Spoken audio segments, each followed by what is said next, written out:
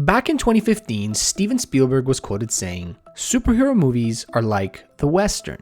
One day they will no longer be with us." But is this true? With Marvel Cinematic Universe ending off with a bang, or should I say, snap, and entering phase 2, will we see a drop in the number of superhero movies? How did the glory days of superhero movies compare to that of the Western, and what other similarities and differences do these two genres share? In this video, we'll go over all of that and more, so don't click away. But before we dive in, I just want to ask all of you watching to subscribe if you haven't already. It helps the channel out a lot and I really appreciate it. We're growing fast and I was on a bit of a hiatus, gathering ideas and staying very busy with work and house renovations, but I'm back and going full force. A new video every week, and that's a promise. So with that out of the way, cue the intro.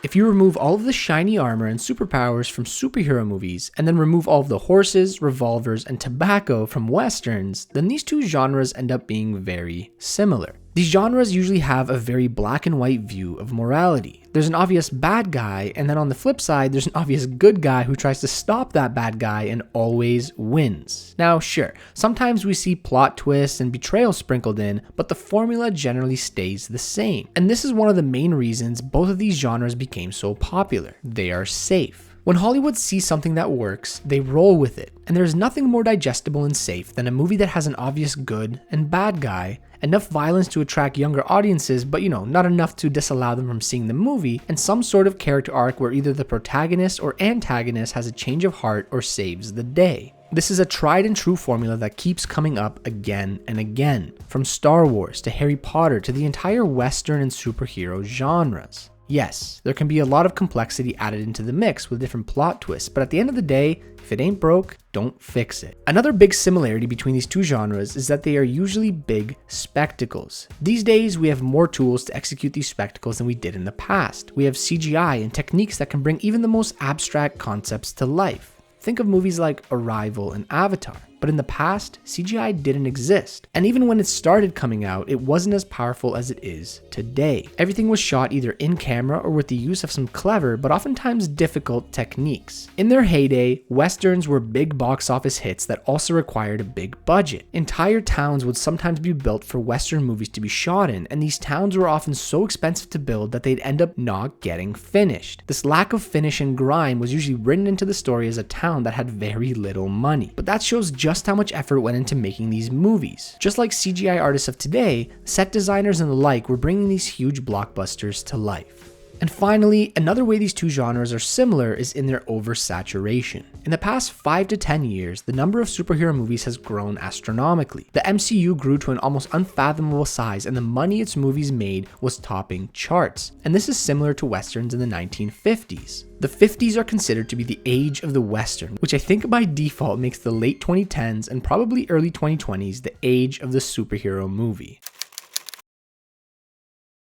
As I mentioned before, during the heyday of the Western, there were so many movies in this genre coming out because it worked. It's similar with superhero movies, but at a completely different scale. Although it may seem like every other movie being released these days is a superhero movie, that simply isn't true. The marketing surrounding these movies is actually what makes it seem like there are so many. Just as with the Minions, you'd think they'd have about 20 Minion movies at this point, but in reality, there are only 4, with only one of them being solely focused on the Minions. Marketing has a huge role in how successful a movie is, and studios pay a ton of money to get their films in front of as many eyes as possible. But why? It's because movies these days don't just earn money from the box office, they earn money from the merchandise, the video games, and whatever else that is related to the movie. That's why getting people hyped for a movie has more returns than just box office revenue. If you go on Wikipedia and try to search for a list of all Western movies, you'll be taken to a page that is divided by decade and sometimes even by category, with each page taking ages to scroll through. If you were to do the same thing for superhero movies, you are taken to one Wikipedia page that takes about as long to scroll through as just the 1930s for Westerns. This shows you how different the numbers really are.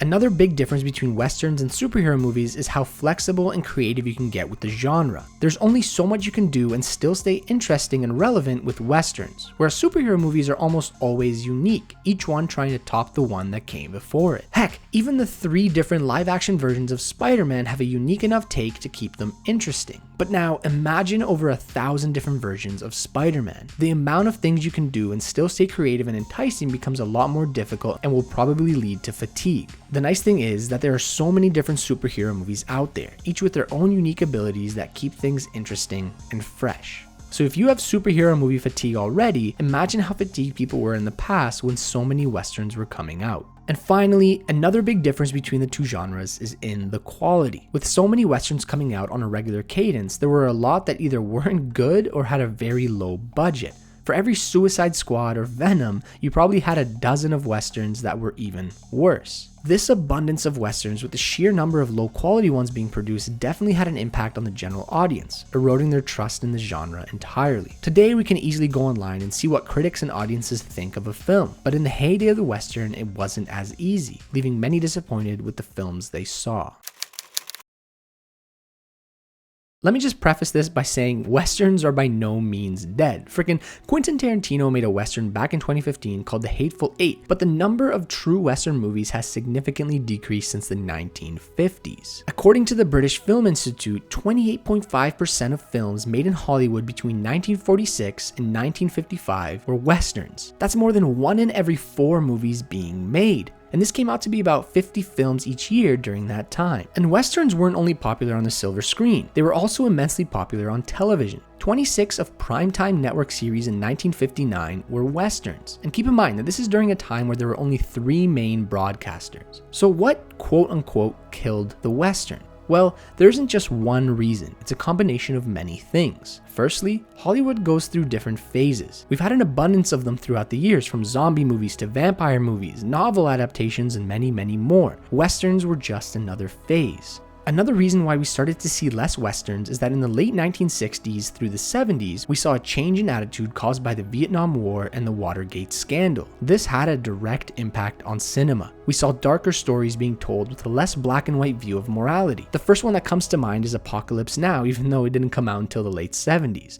But audiences liked this new approach to cinema and it stuck. Another big reason why the western has become less popular is, as I mentioned earlier, they don't allow for much variety. Yes, there were attempts to modernize the western by adding unique sci-fi elements like the idea of cowboys versus aliens, but these didn't really work, which made it increasingly clear that it would be difficult to do much with the genre. With modern technology allowing for better practical effects and artists wanting to flex their abilities, it was time to explore genres that better showed off the creativity and possibilities of these techniques than westerns. And once CGI came into the picture, this mindset became even more apparent. And finally, another reason why westerns almost went the way of the dodo is that throughout the time when westerns were incredibly popular, there was an increase in the number of people moving out of rural areas to cities. As generations began to grow up in cities, it became harder and harder for those people to relate to the rural culture of westerns. In general, I think that this decrease in popularity was an overall good thing for Hollywood. We started to see more variety and the film industry was propelled to new heights because of it.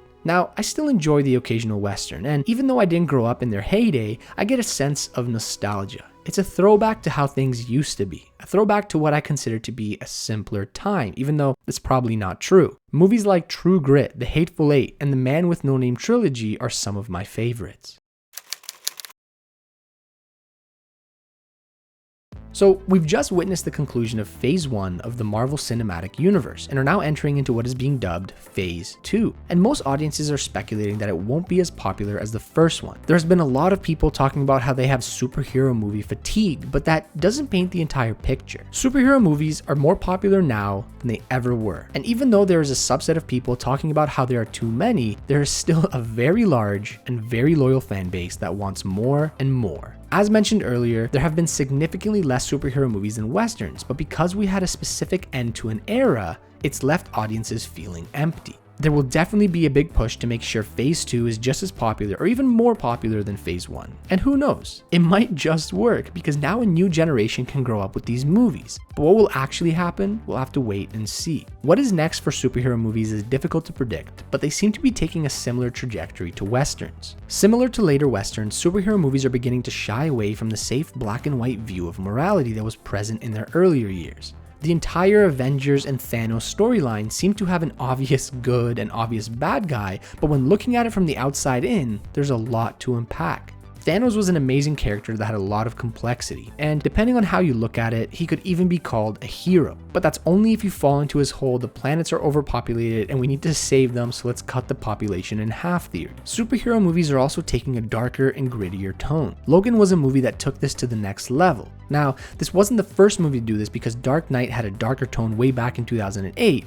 It feels weird saying way back in 2008, but that's 13 years ago. Oh, maron. And yet another parallel between the superhero genre now and westerns is that we are seeing more TV shows come out that are directly tied to these movies. Mostly around the MCU, but still, the point stands. But like I said, we have no idea what will happen to superhero movies in the future. Will we continue to see a huge amount of hype around them, or will they die down only for future directors to revive them on occasion? Who knows? I'll tell you this though, I was feeling a decent amount of superhero movie fatigue, but man oh man, I'm excited for this new Batman movie with Robert Pattinson and the new Spider-Man movie. And that just goes to show that even if you are fatigued, there are still superheroes and superhero movies that will get you excited. But anyways, thanks for watching.